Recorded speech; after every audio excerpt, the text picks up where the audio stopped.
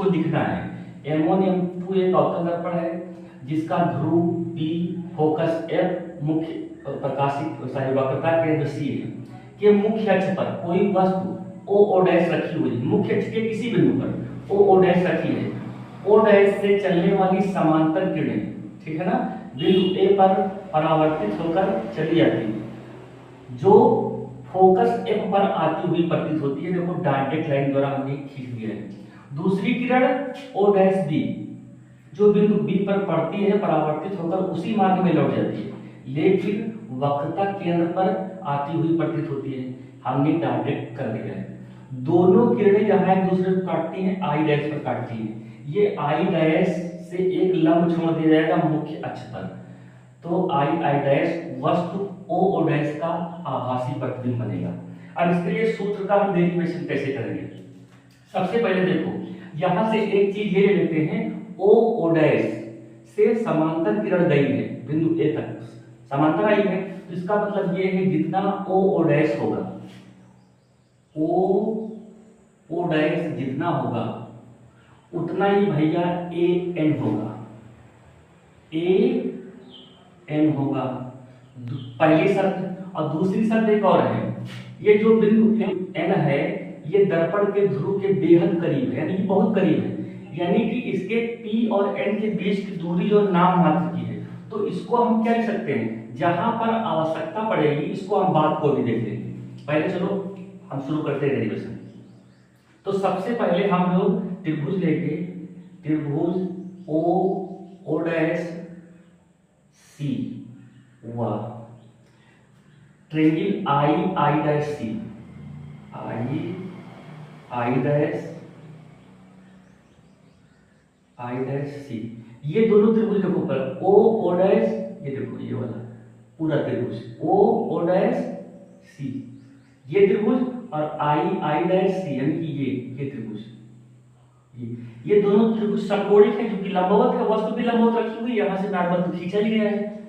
तो हम लोग यहां पर लिख देंगे समकोणिक है। समकोणिक होंगे तो भैया सिमिलर होंगे,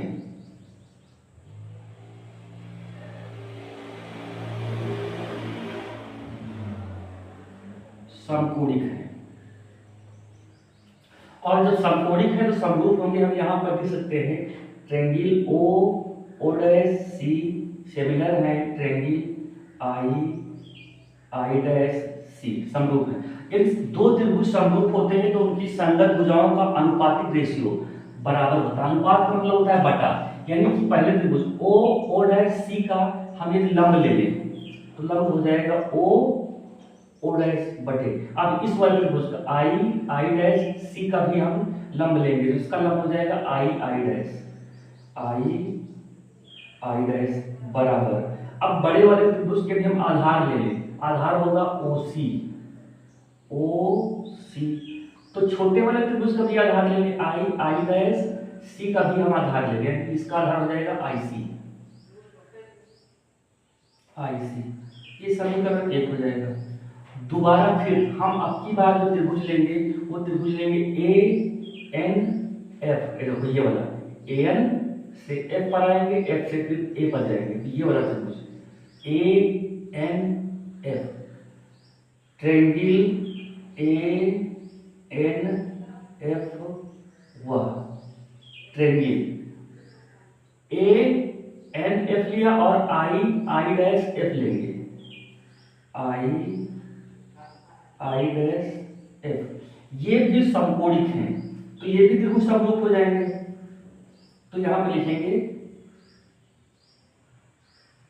समकोणिक है, इसमें भी हम लिख देते हैं समकोणिक है। समकोणिक है तो भैया ये भी समरूप होंगे आपस में, तो यहां से लिखेंगे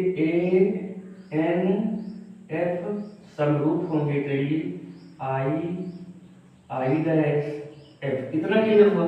तो इनकी भी संगत भुजाओं का अनुपातिक रेशियो बराबर हो, यानी कि जो ये वाला त्रिभुज है ANF, तो इसका लंब लेंगे ANF का लंब लेंगे, तो इसका लंब हो जाएगा AN, तो I डैश F का भी लंब लेंगे, इसका नॉर्मल होगा I डैश, आई डैश बराबर, अब दोबारा फिर ए एन एफ वाले त्रिभुज का आधार लेंगे, आधार हो जाएगा इसका एन एफ, एन एफ बटे, अब छोटे वाले त्रिभुज का आधार लेंगे आई, आई डैश एफ का आधार लेंगे, इसका आधार हो जाएगा आई एफ, ये हो जाएगा आई एफ। अब यहां से हम लोग एक चीज लिखेंगे, वहां पर हमने लिखा है, देखो ऊपर लिख दिया है, क्योंकि ये ओ डैश से किरणें प्रकाशीय किरण समांतर गई है, मुख्य अक्ष के समांतर, समांतर जाने का मतलब है कि प्रत्येक बिंदु पर इनके बीच की जो डिस्टेंस है वो इक्वल है, यानी कि मुख्य अक्ष से, तो मुख्य अक्ष से प्रत्येक बिंदु पर ये रेखा ओ ए है, ओ डैश ओ है, इसकी दूरी सेम है, सेम का मतलब है जितना ओ डैश होगा उतने ए एन होगा, वहां पर हमने रूप लिखी है, तो ए एन की जगह पर हम ओ डैश पुट कर सकते हैं, यहाँ पर रखेंगे ओ डैश बटे आई डैश बराबर, अब देखो एन एफ, ये देखो भैया हमारा एन एफ है, हमने बताया है कि जो एन बिंदु है वो ध्रुव के बहुत समीप है, इतना समीप है कि पी एन के बीच की दूरी बिल्कुल नाम मात्र का है, यदि दूरी नाम मात्र का है तो हम एन एफ की जगह पर पी एफ लिख सकते हैं, तो यहां पर हम लिख देते हैं कि एन एफ बराबर पी एफ। एक बार फिर से देखेंगे, ये जो एन बिंदु है ये ध्रुव पी के बहुत समीप है, यानी कि पी और एन के बीच की दूरी बिल्कुल नाम मात्र का है, तो नाम मात्र का होने का मतलब ये होगा कि एन एफ की जगह पर आप पी एफ लिख देंगे, वही चीज यहाँ पर किया है, एन एफ की जगह पर पी एफ लिखा हुआ है, तो जहां पर एन एफ है वहां पर पी एफ लिख देंगे, ये हो जाएगा पी एफ बटे आई एफ, ये हो जाएगा हमारा समीकरण 2। अब समीकरण 1 और 2 को हम देखें, समीकरण 1 व 2 से, अब समीकरण 1 और 2 को देखो, दोनों का लेफ्ट साइड इक्वल है, तो राइट इक्वल कर लेंगे, तो ओसी बटे आई सी लिख देंगे बराबर इसका पी एफ बटे आई एफ हो जाएगा। अब हम क्या करेंगे, इनके मान रखेंगे, चित्र में देखेंगे ओसी समस्त दूरियां दर्पण के ध्रुव से नापी जाएंगी, तो ये देखो ये है हमारा ओसी, ये पूरी दूरी, तो ओसी के लिए क्या करेंगे, ओपी और प्लस पीसी, दर्पण के ध्रुव से ही नापेंगे, तो ओसी हमारा हो जाएगा ओपी, यानी कि ओपी प्लस पीसी बटे, अब आईसी देखो, ये देखो आईसी हम कैसे निकालेंगे, तो यदि पीसी से पी आई घटा दें तो हमारा आईसी निकलेगा, क्योंकि समस्त दूरियां दर्पण के ध्रुव से ही नापी जाएंगी, तो इसीलिए हमको निकालना है, क्या निकालना है, आईसी, यानी कि आई से लेके सी तक की दूरी हमें निकालना है, तो इसके लिए हम क्या करेंगे, पूरी यानी कि पीसी से पी आई यदि घटा दें तो हमारा आईसी तो निकलेगा, तो यहां पर लिखेंगे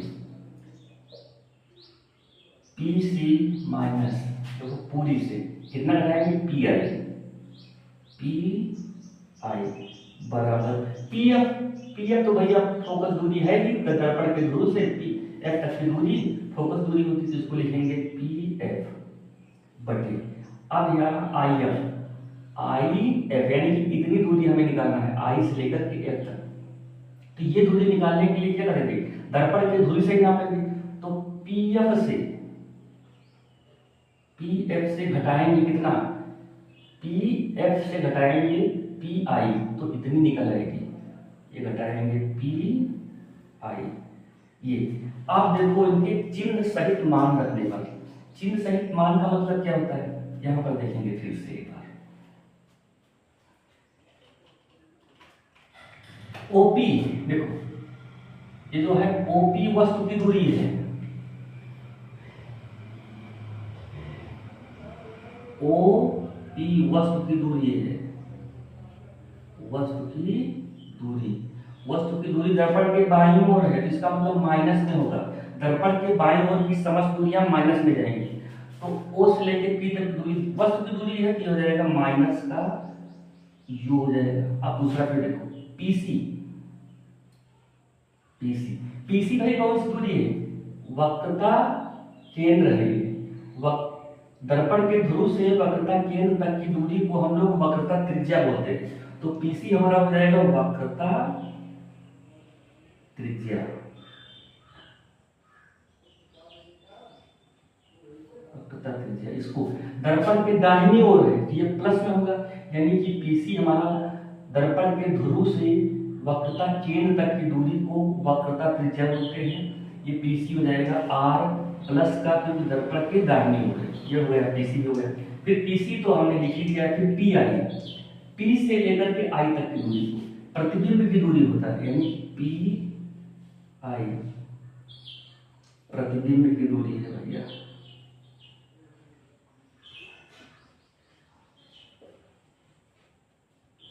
और प्रतिबिंब की दूरी को लिखते हैं v से, दर्पण के दाहिनी ओर है तो प्लस होगा, पी आई भी हो गया। अब हमारा क्या बचा, पी एफ,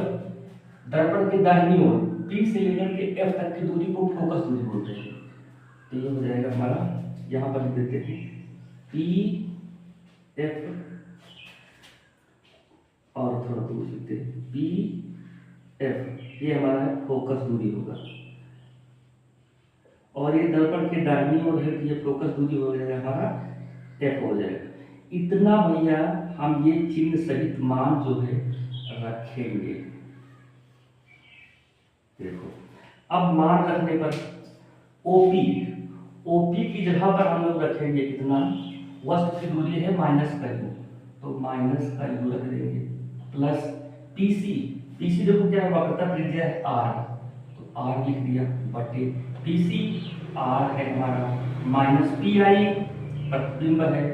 वी हो गया, बराबर पी एफ फोकस है, ये देखो लिखा हुआ है एफ, बटे पी एफ फोकस है, माइनस पी आई प्रतिबिंब है। अब एक चीज यहाँ पर थोड़ी सी और हमको देखना है, जो आर है हमको पता है वक्रता त्रिज्या और फोकस दूरी में जो रिलेशन होता है वो होता है एफ बराबर आर बटे का 2, ठीक है ना, या तो यहां से हो जाएगा आर बराबर होता है 2f, आर बराबर 2f होता है। तो ये मान जहां पर हमारा आर है वहां पर हम रख देंगे 2f, तो यहां पर रख दिया, ये हो जाएगा माइनस का u प्लस का 2f बटे का आर की जगह पर फिर रखा 2f माइनस का v बराबर का f बटे f माइनस v। अब हम क्रॉस करवा लेंगे तिर्यक गुणा, तिर्यक गुणा कराएंगे तो कुछ इस तरीके से हो जाएगा, माइनस का u प्लस 2f, एक ब्रैकेट में हो जाएगा, इसका गुणा ऊपर हो जाएगा, हो जाएगा f माइनस v बराबर, अब इधर का गुणा इससे होगा, ये हो जाएगा f बराबर हो जाएगा, sorry f into 2f minus v हो जाएगा, 2f माइनस का v हो जाएगा। अब देखो इसका u का गुणा इसमें दोनों के साथ करेंगे, f के साथ भी v के साथ भी, तो u और f का गुणा हो जाएगा, यहाँ माइनस है प्लस है तो माइनस हो जाएगा, uf हो जाएगा। अब u का गुणा इसके साथ भी होगा v के साथ, तो माइनस माइनस प्लस हो जाएगा, तो हो जाएगा u v हो जाएगा। अब 2f का गुणा f से होगा, ये हो जाएगा प्लस का 2f स्क्वायर हो जाएगा। अब 2f का गुणा माइनस का v से होगा तो प्लस माइनस माइनस हो जाएगा, 2vf हो जाएगा बराबर, इसका गुणा इसके साथ होगा तो हो जाएगा 2f स्क्वायर हो जाएगा, इसका गुणा इसके साथ होगा तो हो जाएगा माइनस का vf हो जाएगा। अब देखो प्लस का 2f स्क्वायर प्लस का 2f स्क्वायर बराबर के आमने सामने सेम चिन्ह कटता है, तो प्लस का 2f स्क्वायर है, यहाँ पर प्लस का 2f स्क्वायर है, तो 2f स्क्वायर कैंसिल आउट हो जाएगा। यहाँ पर हमारा देखो कितना बचेगा, बचेगा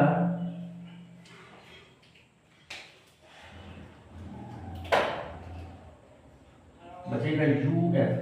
माइनस का uf माइनस का uf बराबर, सॉरी, और प्लस का यूवी, प्लस का यूवी बराबर, अब इधर देखो माइनस का वी एफ है, तो माइनस का वी एफ है। अब ये देखो यहाँ पर माइनस का 2vf बराबर के इस ओर था, इसको ट्रांसफर करेंगे, पक्षांतर करेंगे उस ओर, तो इधर माइनस से तो उधर प्लस में जाएगा, तो वही यहाँ पर आएगा, तो प्लस में जाएगा 2vf, इतना हो गया। अब यहाँ से देखेंगे 2vf से 1vf घटेगा तो कितना बचेगा, प्लस का vf बचेगा, बड़ी संख्या का चिन्ह लगता है, यहाँ पर हो गया माइनस का uf प्लस का uv। अब दोनों पक्षों में uvf से भाग कराने पर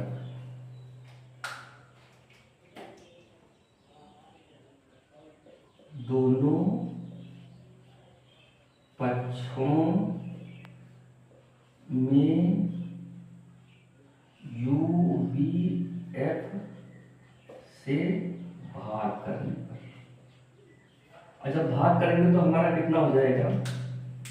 यहाँ से देखिए माइनस का uf है बटे का uvf भाग करेंगे प्लस uv है, तो यहाँ से uvf भाग करेंगे बराबर vf है बटे का uvf भाग करेंगे। अब देखो uf से यहाँ पर uf से uf कैंसिल आउट हो जाएगा, uv से uv कैंसिल आउट हो जाएगा, vf से vf कैंसिल आउट हो जाएगा, तो हमारा कितना बचा, ऊपर एक बचा 1 अपान u, ये माइनस में होगा, प्लस 1 ऊपर 1 बचा 1 अपान f, ये भी बराबर क्या हो जाएगा 1 अपान, यहाँ पर कितना बचा, सॉरी यहाँ पर v बचा था, 1 अपान v बचा था, और यहाँ पर कितना बचा 1 अपान u। अब देखो इस 1 अपान v को उधर भेज देंगे तो प्लस हो जाएगा, इधर माइनस है, ये हो जाएगा 1 अपान f बराबर 1 अपान v, प्लस हो गया ना, और प्लस 1 अपान u। यही फार्मूला है उत्तल दर्पण के लिए, और यही हमको जनरेट करना था।